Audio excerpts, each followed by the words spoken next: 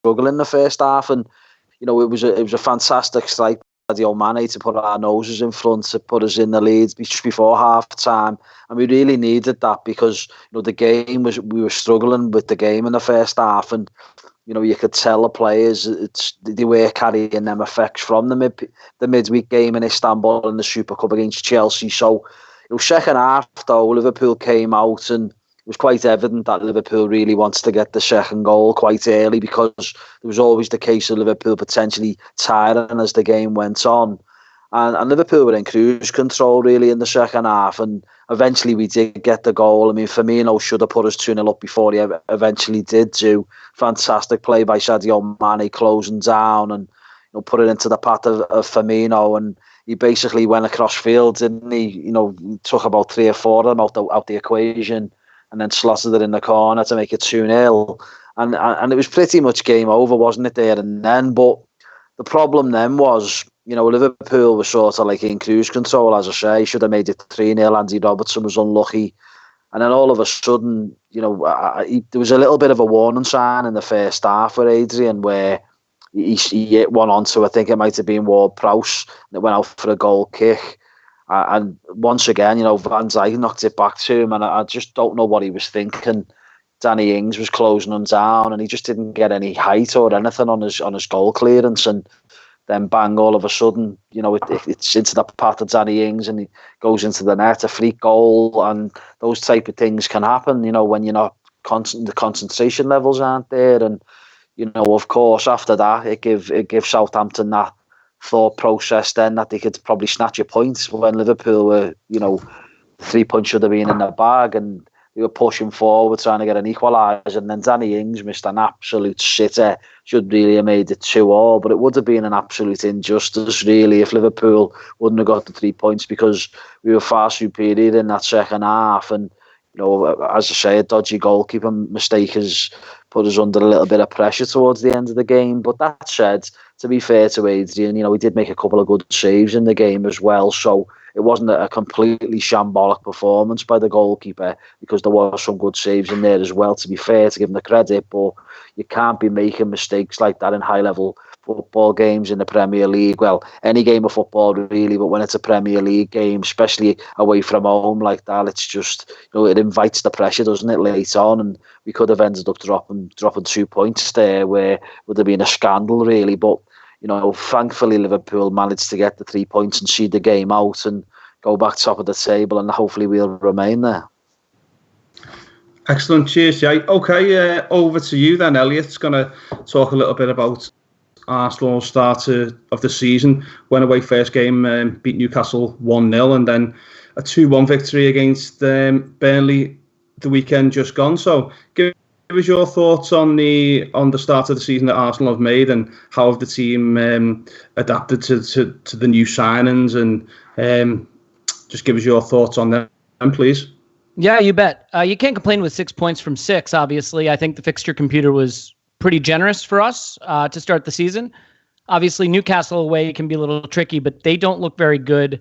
I read that they have not completed a pass in the opposition box yet through 2 games. Not great. Their attack looks pretty blunt, and that was the case on opening day. But, it was sort of a monsoon, windy and rainy and just difficult conditions. And to be fair to Emery, he picked a really youthful side. He rewarded the academy kids that were great in the summer. So we started our season with players like Reece Nelson. Yes. And obviously he's a bright one for the future, but maybe still learning the position. We started with Joe Willock in midfield, who's really looking bright for us, but he started in the number 10 position, and I think he's maybe more of a central midfielder, so we struggled a little bit there. Matteo Guendouzi, who played over 2,000 minutes last season, but still just 20 years old, he started as well. So, a lot of youth to decide. Callum Chambers got to start, something we probably won't be seeing a lot of. Maitland-Niles starting at right back. So, I think all in all, to get the points away on opening day with that kind of team was good. We saw a little more experience coming against Burnley and a full debut for Ceballos. And I think the story in the second game for us was really the way he starred. A lot of people thinking back to Santi Cazorla and the kind of player we've missed in central midfield since he left. We've been very easy to press, and we've turned the ball over a lot when we've been pressed because we have a lot of static central midfielders who have struggled on the ball under pressure. Granit Xhaka comes to mind. But Ceballos really eluded pressure well, moved in space well, was always available to receive. He led us in passing on the day at 90% completion. He was progressive. He drove forward. He gave his teammates an option on both sides of the pitch. So I think that gave us a totally different dynamic. And Burnley sort of surprised me. They didn't sit in their low block. They came out and they pressed early in the game. We were able to play around it. We got the early goal thanks to some individual brilliance from Lacazette off a corner. But then we did that thing we do sometimes. Little lack of concentration maybe, took our foot off the gas a little bit, allowed Burnley back into the game. They got a deflected pass into Ashley Barnes to get the goal that tied the game. But sure enough, Ceballos pressured the ball, won it, gave it to Aubameyang, and he did what Aubameyang does, which is score brilliantly to win the game for us. So, I think some of the old Arsenal problems were still there in that game. We conceded too many shots from Burnley. We still allow too many chances against us, which is a problem. We conceded 51 goals last season. But there were some green shoots, I think, through these first two games in the way we played through midfield, looking a little better with a back four, as opposed to what I thought was a really, really putrid back three that we used a lot last season. Unfortunately, Pepe's still trying to get up to speed, played a half last game. I don't know if he'll be ready to start for this one. We're playing without Tierney on the left, our new left back, who we're really excited to see. We're playing without Hector Bellerin, obviously our very talented right back, and using Maitland-Niles, who I think is still learning that position. David Luiz just integrating at center back. So there's a lot of positions that are still a little bit up for grabs and a lot of players that are still figuring it out. And while I think we just about got it done in the first two games, this fixture looks like it's coming a little too soon for where we are in our development so far. Yeah, and just touching on the Nicolas Pepe situation, obviously he's come in the summer for a big fee, hasn't he? And like you say, he's only just started to come into the side. Do you see him pushing for the starting place at the weekend at Anfield? Well, it's funny, right? Because Unai Emery said he looks ready to play more minutes this weekend, but he played 45 minutes last weekend. So if he's looking to play more minutes than 45, you got to think that means he's starting. Having said that, I don't think he will start. I think Lacazette and Aubameyang, although we haven't always looked the best with both of them on the pitch together, I think they're in line for a start most likely. I'd be curious if he tries to go back to the back three for this game just to protect the defense a little more, a defense that gave up, as you are no doubt well aware, 5 goals the last time we went to Anfield. We'd like to not repeat that debacle. So I think maybe Pepe will be used from the bench again, depending on the game situation. Mkhitaryan is a player who could potentially start just because of his experience and some of the drive he gives us and a little bit of the end product. I don't think Reece Nelson will be trusted in this situation. It's just a very big game for a young player still learning. So if it's not Pepe, I think it might be Mkhitaryan, but I don't really have a sense of which way he's leaning. I bet there's a part of him that wants to start Nicolas Pepe, but Emery has shown a little bit of a conservative streak. If I had to guess, he'll probably keep him on the bench. Okay, great stuff. Thanks, Elliott. Okay, then, Jay, just a little bit of news that's come through today about Alex Oxlade-Chamberlain, and he signed a new deal. I think it's till 2022. I think it said when I read the piece before. There was a piece on the injury that he had today as well by, I think it was Neil Jones for Goal.com, and it explained the seriousness of his injury. It was 3 injuries in one, really, with an ACL and something to do with his medial ligaments, and also part of the muscle in his leg had actually, I think it was his hamstring, had come away from the bone. So this injury was massive for him, wasn't it? And just to get back into the squad and playing again is testament to his character and the way he's handled it. But to get a new contract on top of that, he's done exceptional, hasn't he? Well, yeah, we knew it was a bad injury, didn't we? I mean, there was talk potentially that he might never play again. So that's the severity of how bad it was. But the club sort of kept things close to the chest, didn't he? They didn't really reveal too much in the media. They were sort of like a bit vague, really, with the time scale of how long he'd be out for. And this is the thing with Liverpool, and it happened last season as well, didn't it, with Joe Gomez as well, where no one really truly knew how bad his injury was when he went off against Burnley in December time. And basically, he hardly played again, did he, for the rest of the season, right towards the end when he started getting a few cameo appearances. And that is a little bit of a fear as well about Alisson, because they're being quite vague with his injury, and people are saying he could be back after the international break against Newcastle. We've heard a few little whispers and stories that it could be longer than that. It could be October time. You just don't really know what to believe. And with this stuff coming out about Oxlade-Chamberlain today, the report on it, I mean, you know, they're not really giving too much away, the club, are they? And there's history there, as I say, with them 2 injuries that we've just spoken about there. So, you know, it is a bit of a concern with the Alisson stuff. But Oxlade-Chamberlain is obviously one of these type of players where he's so enthusiastic to be at the club. He loves the club. You can tell when you watch LFC TV, he's like a joker in the pack. You know, he's loved by everyone. He's a massive part of the team spirit, the team bonding that's involved there. But you can't just get by on that type of character. You've got to perform on the pitch. And to be fair to the lads, you know, he's had a long road to recovery, and he was getting little snippets here and there last season. And now all of a sudden he got a start against Southampton at the weekend, and I thought he'd done really well in midfield. I mean, he struggled a little bit in the Super Cup, didn't he, playing out wide, but that's not really his position. He's better suited in central midfield, really, as, you know, a prober and someone who can link the play with the forwards. And, you know, I thought he did have quite a good game, and, you know, he's being rewarded now for his hard work and his endeavour and basically his road to recovery. He's been rewarded with a new contract, and, you know, it's great because, you know, you can tell the lad's a big part of this Liverpool family that they've tried to, you know, generate. You can tell the squad are all really close, and it's not just necessarily about, like, you know, obviously we're a fantastic team, fantastic group of players, but it's also good to have team spirit, and you can just tell you know, times are good at Anfield and, you know, at Melwood on the training pitch, and, you know, he's a massive part of that, and he's been rewarded, as I say, with a new contract, and fair play to the lad.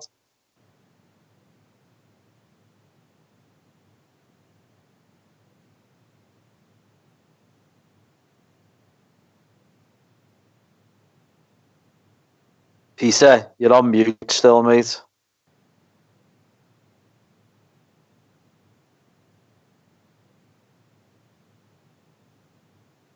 Sorry about that. Yeah, my microphone was just on mute for a second. Yeah, I was just saying that we've actually got a few people in the live chat room at the moment. North Red and a guy called Kev O'Sullivan's asking a couple of questions towards Elliott. He's asking about the Arsenal formation going into the game on Saturday. He says, do you see Arsenal playing a 3-4-3 or a 4-5-1 formation? How do you see Unai Emery taking the formation into this game, please? It's a really great question, because if there's one thing I've learned about Unai Emery since he's arrived, it's that nobody really knows what formation he's going to roll out. I think he's tried really hard to transition us through the summer and into the start of this season to a team that can play a back four. The thing that worries me is Nacho Monreal and Ainsley Maitland-Niles playing fullback in a 4 up against Mane and Firmino and Salah. So I have a lot of concerns about them being able to do the job there, and he may as well. And he might want to get that third center back in there. I think if he did go with a back 3, Nacho Monreal would move into the back 3 with Luiz and Socrates, and then we'd see Kolasinac come in at wingback. Now, Kolasinac has not played at all since, obviously, that horrible knife attack that happened to both him and Mesut Ozil. Yeah, where it looked like it was a carjacking, maybe something worse than that. It's unclear, but there were security concerns. So I'm not sure what his state of mind is right now, if he's really ready to play or not. I mean, you'd hope so. But I'm inclined to think he will go with the back 4, that he'll stick with that, because that's the process. That's what we're trying to learn right now. I think he'll go to a midfield 3 that will probably feature Ceballos again. Maybe he will go back to Xhaka. Xhaka has been a player he really, really trusts. Missed the last game through injury. I think Arsenal fans are ready to move on from him, but I'm not sure that Emery is ready to move on from him. And then the question is, would it be Matteo Guendouzi again? Would it be Lucas Torreira, the more defensive player who's only just getting reintegrated? Or would Joe Willock keep his place? So as you can tell from what I'm saying, there's a lot of question marks there. There's really 5 players for 3 spots, and I don't know if the players or the manager himself knows which of those 3 are his first choice right now. What's clear is Aubameyang has to be on the pitch. He was red hot in preseason, and I know preseason is absolutely meaningless, but just the explosiveness, the finishing, it was on display. And you saw that Newcastle won the game for us there, won the game for us against Burnley, and he has to be on the pitch. So will he try the strikers together? Will he go with Lacazette and Aubameyang to start? And then I think it's down to Pepe or Mkhitaryan. That would be my guess. I do think it'll be more of a 4-2-3-1. That's what he's been going with. I think Lacazette will be the striker. Aubameyang will be on one of the wings. If it's not Pepe, then he'll be on the right wing with Mkhitaryan on the left. If it is Pepe, he'll be on the left wing with Pepe on the right. Apologies if any of this is hard to follow. Aubameyang will drift a little bit central because that's what he does when he plays on the wing. He's obviously not a natural wide player. He's not a great footballer per se, although he is one of, in my opinion, the best strikers in the world. So when he's out wide, you don't want him necessarily carrying the ball a lot and distributing a lot. You want to free him up to make the runs. His best quality is his preternatural ability to find space in the box, arrive on time, and finish. So that's the lineup. I will admit that I think we are probably a little undercooked and underprepared for this game, that it's going to be a bit much for us. The one thing that gives me some hope, and you'll forgive me for saying it, is I think defensively you haven't looked as strong as last season so far. That's not to say that you couldn't turn up with a masterful defensive performance in this game, but I watched the Super Cup and I was really surprised at how effective Chelsea was in the first half. It looks like Klopp is pressing a little less, maybe with an eye towards maintaining the squad and fitness throughout the season. And I think with a little less pressure and, maybe being able to play on the counter a little more, it could set up for Pepe. It could set up for Aubameyang. I see us getting maybe more chances than some might expect, but I don't see us being able to hold out defensively. I'm just not sure we have the defensive personnel right now to keep out the really phenomenal front line that you have. Excellent stuff. Cheers for that, Elliott. Okay, then, Jay, like Elliott just touched on there, the defensive situation with Liverpool at the moment.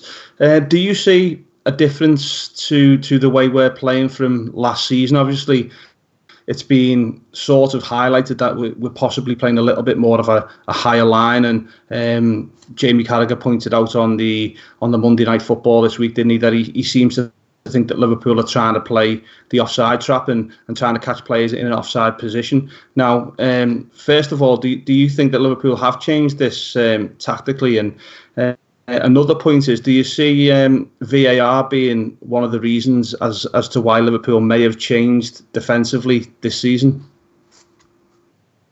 Yeah, I think it's been quite evident, hasn't it, that there's been a bit of a rule change, hasn't he, where the linesman's meant to let it go. So obviously if it results in a goal, then VAR should rule it out. And that happened twice in the Super Cup against Chelsea, didn't it, with Pulisic in the first half and Mason Mount in the second half. And, I do think it's a dangerous game, but I can see the idea behind it, to play a higher line, and basically that pushes up, doesn't it? So you play 10 yards further forward, but it sort of like suffocates the opposition in their own half, so it pens them in a little bit more. So you're not really pressing the way we normally press as much, but you're playing 10 yards further forward, but then you're also susceptible then, aren't you, to the long ball over the top or to something like the offside trap. And this is where it comes down to the fact that, sooner or later you would assume we're going to get caught out and we're going to make mistakes, because the defenders aren't used to playing that way, are they, really? It's not the way they played last season.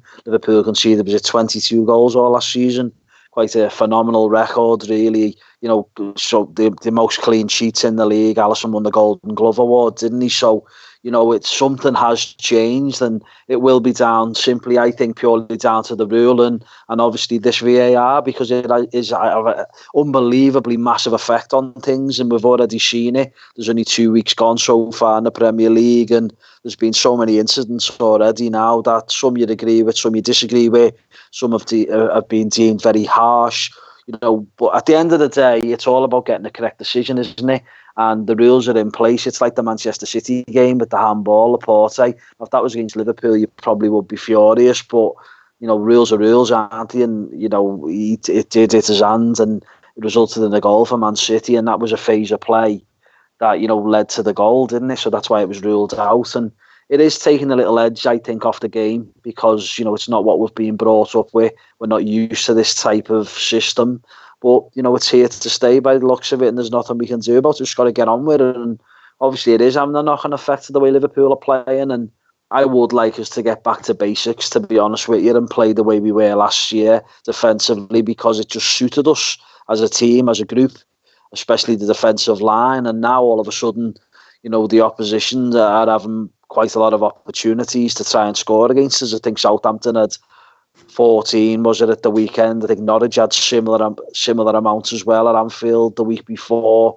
We've already said about Chelsea looked very dangerous, didn't they, in the Super Cups, certainly in the first half. But like I say, they scored 2 goals that were ruled out, due to VAR. So I would like us to get back to basics, to be honest. And with Arsenal coming to town, it's sort of like one of them situations where no matter the way Arsenal have been over the years, they've always still been quite good going forwards, haven't they? They do score goals. It's just that they've got a bit of a soft centre and they're not great defensively, and they shape a lot of goals. But that's one thing, you don't want to give them any initiative, do you, in the game, where they're thinking Liverpool are playing with a high line here, we could get in over the back of them type of thing, or down the channels or what have you. You don't want to leave nothing to chance, do you? So I would like to think on Saturday there might be a little bit of a change in tact, but who knows? It's going to be interesting to find out.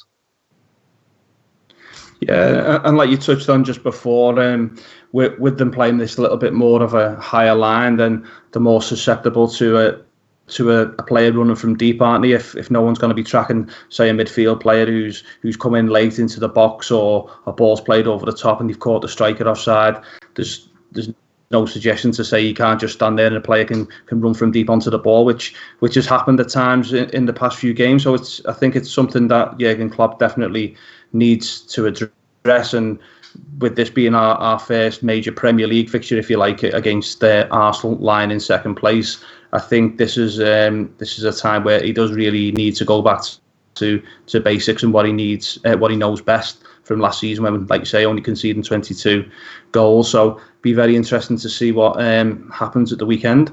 But back to you, Elliott, I'd just like to get your thoughts on the situation with the VAR. Obviously, some people are in favour of it. Some people are not in favour of it. Like Jay says, it does seem to be taking a little bit of an edge off the game. Crowds are celebrating, people are going wild. Then the next minute, the referees decided that it's being overturned. Give us your thoughts on the VAR that's just come into the Premier League, please. Yeah, it's really interesting. And look, first of all, I have to acknowledge, I'm coming from the perspective of someone who doesn't have the opportunity to go to the ground every weekend. So, I realize that it does impact that experience. My friend Tim Stillman, who is a co-host of mine on our podcast, the Arsenal Vision podcast, he attends every single game home and away. And for him, he's not a big fan of it. He thinks it impacts the experience at the ground. For me, there's a couple of things. Culturally, obviously, as you know, Americans are very used to this. There's video replay technology at work in pretty much all of the sports that are popular in the United States. And for a long time, I was a big supporter of them, but I find that over time, they're increasingly aggravating, increasingly officious, increasingly particular about every little detail.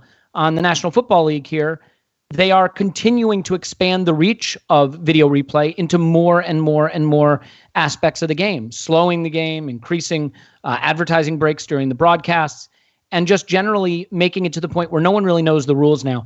Look, I think the biggest problem with VAR for the Premier League is making the rules make sense and then letting the referees use VAR to make the right call. Like the handball rule is a great example, okay? I think that they have now created a handball rule that no longer makes sporting sense so that they could fit it into the VAR format.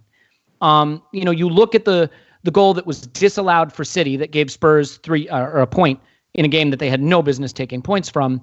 That doesn't feel like a just sporting outcome, right? I get that that is the letter of the law, the way they've drawn the rule up.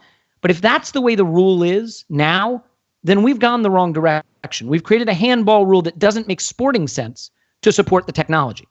So what I don't understand is, why can't we just have the rules make sense, be common sense, let the referee have a second look, so if he didn't get a good look, he says, oh, you know what, I didn't see that the first time. Yeah, I feel that's a foul, or yeah, I feel that's handball. If he doesn't feel it's handball, trust his judgment. I mean, the referees are out there to referee the game. If you don't trust their judgment, you might as well take them off the pitch altogether and just have a computer refereeing the match.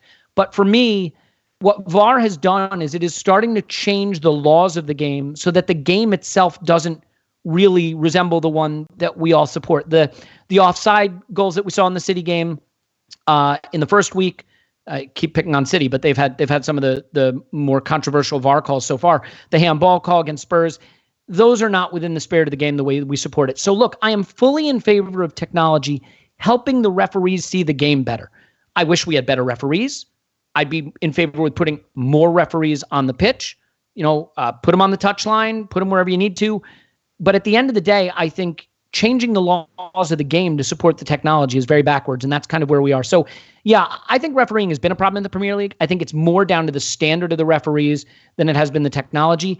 I was a big supporter of the technology coming in because I thought it needed to raise the standard of refereeing. The sad thing is I'm not sure what it's done. If anything, what I think it's done is just change the way the laws of the game are interpreted, and that to me is backwards. That's not what it was meant to do. Brilliant stuff. Thanks for your thoughts on the VAR. Very well explained to us there, Elliott. Okay, so just before we do the score predictions, I'd like to get, obviously we talk about on each podcast, don't we, Jay, about the Liverpool team, but in this game, obviously, we have a few different options to what we did in the previous game, didn't we? So just give us your thoughts on what you think will be the starting 11, and your thoughts on who should start the game. Yeah, well, I think Trent Alexander-Arnold at right back. Adrian will obviously be in goal because Alisson's still out injured, and then Andy Robertson left back. It's as ever, it's always going to be Virgil van Dijk centre half, and it's whoever partners him, whether it be Joel Matip or whether it be Joe Gomez. But the thing is, Joe Gomez, to me, he really struggled in the Super Cup, didn't he, against Chelsea, albeit a full-back, which, he's not a full-back, he's a centre half. But I just think, even against Norwich, I don't think he was great either. And Matip come in, didn't he? And to be fair, he didn't have the best of games in Southampton. There was a couple of little moments there that could have been a bit dodgy for us, but certainly one that Adrian made a good save from. But I just think he might go with Matip again for this game over Gomez because he's just not quite, still a little bit rusty, I feel. So I'd probably go with Matip alongside Van Dijk. In the midfield, I think Fabinho, he sat out the game in Southampton and he only came on late on in the game, and I think that was a little bit down to what happened in Istanbul in the Super Cup because he was really fatigued, wasn't he, and he was cramped up at the end of the 120 minutes in extra time. So I think he'll come back into the midfield area. And then Jordan Henderson also sat the game out against Southampton, came on late into the game. Similar reasons, because he played the full hit, didn't he, in Istanbul. I think, obviously he should return to the starting lineup as well. The dilemma then is, do you go with Oxlade-Chamberlain, who started against Southampton and played quite well? James Milner, who also started that game, got a little bit of a head injury. Or, is it going to be Gini Wijnaldum? And to be honest, he does tend to start Wijnaldum in the home games, doesn't he? That's, away from home, we used to be saying about Wijnaldum, he was a little bit like the invisible man in the away games, but at Anfield, he's quite good. So I think it'll be Wijnaldum myself, personally. I think he'll get the nods. I mean, some people will probably disagree and say Oxlade-Chamberlain will get a start, but I just think Wijnaldum will be the man. So I think it'll be a midfield trio of Fabinho, Henderson and Gini Wijnaldum. And then, of course, the front three, the unplayable at times, aren't they? And they always tend to score against Arsenal, score goals for fun, really. And I don't see any reason why it wouldn't be Salah, Firmino and Mane to play, as the three. So that'll be the 4-3-3 system for me, and hopefully there's plenty of goals in there. Yep, cheers, Jay. Kev O'Sullivan, one of the guys in the chat room, also agrees with what you were saying there, Jay, about the Matip situation being in defence with Fabinho, Hendo, Gini and the usual front three. So yeah, seems a couple of the people in the chat room are agreeing with your thoughts on the starting 11. And yeah, I'm pretty much of the same thinking. I think Gini Wijnaldum will start this game, and Oxlade-Chamberlain did near enough play a full game against Southampton, coming back from that long injury, as we've spoke about. I think he'll probably be on the bench for this one and come on later on in the game. So, Elliott, I know we did speak a little bit earlier about your starting 11, but just go through it again for us. Who you think Unai Emery is going to go with at Anfield this weekend, please? Yeah, this is the worst part, because this is going to wind up with a situation where at kickoff on Saturday, everyone who listened to this is going to say that American bloke didn't know what the hell he was talking about, because I'm going to get it wrong no matter what I say.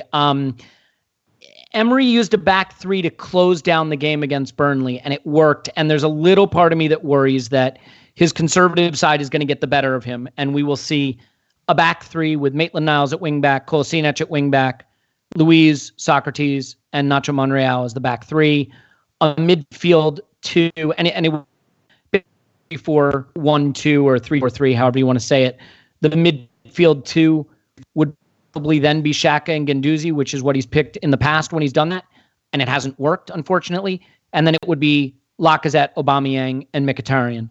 I hope that's not what we see. I hope he trusts the back four and he tries to win the midfield battle. I am hesitant to say this, but I do think there's a chance we could be stronger in midfield if we put our agile, technical midfielders in that we have now. So I'd love to see him go with Guendouzi, Torreira, and Ceballos in midfield, with Mkhitaryan, Lacazette, and Aubameyang up front. The reason I don't think he will pick Pepe ultimately is that Pepe has shown in his little bit of experience and exposure to the Premier League so far, he's not that switched on defensively. His off-the-ball intensity defensively hasn't been great, and it's one thing when you're playing Burnley at home. It's another thing when you're responsible for helping the inexperienced Maitland-Niles defend Sadio Mane, right? So I think he might go for Mkhitaryan's better work rate defensively. I'd love to see Aubameyang really challenge Trent Alexander-Arnold's wing and put him under some pressure when he's trying to bomb forward, attacking the channels and the half space between the center back and Alexander-Arnold when he vacates his fullback position to join the attack. I think that Salah-Arnold wing could be vulnerable to Aubameyang's runs, so we'll see how that works. But the question is, can we get on the ball and distribute and get him in behind? I don't think we have much chance of winning this game, but I think if it's going to happen, it's going to come down to winning the midfield battle and maybe poking holes in the half spaces back in the center back of your back line and finding some openings there. So I hope he'll go with the back four. If he does, I think that gives us our best chance to get a result. I just worry that the conservative side of him will kick in and he'll go to the back three. Okay, brilliant. Thanks, Elliott. Right, okay, before we end the show, what we're going to do is we do a score prediction from each of our guests each week. So going first, Jay, give us your thoughts on a score prediction and your reasons for them, please. Well, every time Liverpool and Arsenal play each other, there's normally goals galore, isn't there? I mean, last season we won 5-1. The season before was 4-0. I think it was 3-1 the year before that. And even if you look at the games at the Emirates, last season was 1-1. It was a rarity, really, that there was hardly any goals in that game. But before then, it was 3-3. I think Liverpool won 4-3 on an opening day of the season one year as well. So it normally does have plenty of goals. And I think I've seen a stat where since Jurgen Klopp's been Liverpool manager, we've played Arsenal 7 times in the league. And I think we've scored 27 times, is it, or 24 times? So, we average normally 3 goals a game against Arsenal. And I look at this Arsenal team and I just don't see any difference in terms of defensively. I don't see where they've improved. I mean, David Luiz is a strange character, a strange centre-half, because at times he can have very good performances. He had a few of them for Chelsea. There's no doubt about that. But he's also a bit of a liability at times as well. And what you've got to consider is he any better than like Koscielny, who ended up leaving to go back to France to Bordeaux? I know Koscielny used to get injured quite a lot, but I don't personally think David Luiz is any better than Koscielny. So, they've still got the same problems defensively, Arsenal, in my opinion, and they've got a soft centre in the middle of the park, and Xhaka was out for the last game, but I hope he does return because I think he's a very poor footballer, to be honest. He's a walking yellow card, and I just think they've still got the same issues, and there's no reason why Liverpool shouldn't be able to expose them. That said, I do think they're good going forward. As I said before, the one thing about Arsenal, regardless of them having a soft centre, they've always scored goals. They've always looked dangerous and lively in the attacking third. And, I don't think that'll change either, because Aubameyang's a goal machine. He's quick. He could end up causing problems if he's played on the left-hand side, to target Trent Alexander-Arnold, because we all know Trent Alexander-Arnold's brilliance, his delivery, he's first class. He got the most assists last season. But he's not a great defender, and he does get targeted quite often. And if you've got a pacey left-sided player up against him, sometimes he can get exposed. And I think he will try and target that area, maybe with Aubameyang. Other than that, Lacazette's a very good player. I wasn't too sure about him when he first signed for Arsenal, but I do think he is a good footballer, good eye for goal as well. It's interesting to see if Pepe does start, because Emery's been very cautious with him at the moment. He's been on the bench and coming on for cameo roles. I think maybe I agree with Elliott with what he's saying. I think he probably will be on the bench for this game to be brought on, in the second half as an impact player with, say, half an hour to go. So it's interesting to see who will start over him, but I just think that there'll be goals in it, because sometimes when you talk about a fixture and you say, I expect it to be this scoreline and that scoreline, it ends up being 0-0. I just cannot see it happening with Liverpool and Arsenal, because I just think two very attack-minded teams. Liverpool's defence has looked a little bit not dodgy this season, but we have gifted quite a few opportunities, and we touched on it before with playing the high line and the new rule and a new VAR system in place. Liverpool have changed a little bit in the defensive department, so it's offered up opportunities for the opposition. So I do think, there's that factor as well. And like I've just said there about Arsenal, I don't see any improvements in their back line at all. Still got a soft centre, so I can only see goals. And Liverpool won 5-1 last season. I can't see it being such a big deficit this time around. So I'll be a little bit more cautious with my scoreline prediction, but I'll say a Liverpool 3-1 victory. Jay's going for a 3-1 victory for Liverpool in this game. Yeah, I've just threw it out there to the people in the chat room as well. North Red, he says he thinks could be a 3-0, but he's fearing a high scoring game, possibly a 4-3 or a 3-2. So yeah, if anybody watching wants to put your score predictions in there, we'll try and get through them as quick as we can. Okay then, Elliott, do you want to give us your thoughts on a score prediction and your reasons why, please? I'd be happy to roll our Shabin back out there and get another 4-4, but I don't see that happening. I think 3-1 is spot on, unfortunately. Emery's plan against the big sides last season was to play more of a box in midfield, pack the middle of the pitch a little bit, and force teams to attack us out wide. So that worked at times and didn't at others. I mean, the problem is when you have teams that are really good at cutbacks and have players that can attack the edges, it didn't work. And obviously the City game away and the Liverpool game away are two examples of where he tried that, and we didn't really get beat in behind in the center of the pitch, but we got killed in the corners and the edges. So I could see that being the case again. I don't think we have the players to deal with Mane or Salah. I would man mark Firmino. I'd put Torreira on Firmino and just have him follow him around, so he can't do that thing where he drops in and distributes like a false 9 or almost your 10, really. And I'd have Ceballos and Guendouzi there trying to distribute quickly to Aubameyang and Pepe running behind. I don't know that it'll go that way because, as I mentioned, Pepe doesn't look to have the defensive intensity, so I think it'll be Mkhitaryan. Mkhitaryan is a player who can turn up and be one of the best attacking players you ever watched for 20 minutes and then misplace 5-yard passes for 20 straight minutes and have you pulling your hair out. So it'll be interesting to see what he does there. I do think that Aubameyang's always a safe bet to find a way to get a goal, but I don't see how we keep you out. So ultimately 3-1 sounds right to me. I know my pod mates, especially Clive, who does the pod with me, who thinks there's absolutely no way we're losing at Anfield this time, will be furious. But I think it just comes a little too soon. I think you have a little too much quality in the attacking half. It could be one of those games where you come away saying Arsenal played some good football. That's a good team. But when it comes to taking chances, I think you'll be able to take your chances and create a few more than we will. Great stuff. Yeah. Kev O'Sullivan, he's another one. He's said agreed with Jay on a 3-1 scoreline. I just think myself, I do think Arsenal have improved the squad from last season, no doubt about that. But Liverpool now, with a full week's recovery behind them after winning the Super Cup and then going to Southampton, I think the confidence in the squad should be really high, and massive home game in front of the Anfield crowd under the lights as well.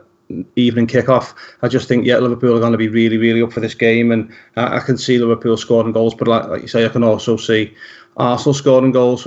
My prediction, I'm going to go with a 4-2 scoreline in the favour of Liverpool. I just think Salah and Mane, and Firmino, they always play well in this fixture, and they seem to be able to get at this Arsenal defence, and with Luiz and now, like Jay's just said, I think he can be exposed at times. He's not the greatest defender as he is. His spatial awareness and things like that, he can drift, he can get caught out in his position. I just think that Liverpool will be able to capitalise on that situation. So I'm going to go with a 4-2 Liverpool victory in this fixture. Okay, so before we go, lads, just have to do a couple of little thank yous before we end the show. So big thanks to the LFC Day Trippers for putting out the live podcast. Big thanks to the @Liverpool Online Facebook, Instagram and Twitter page.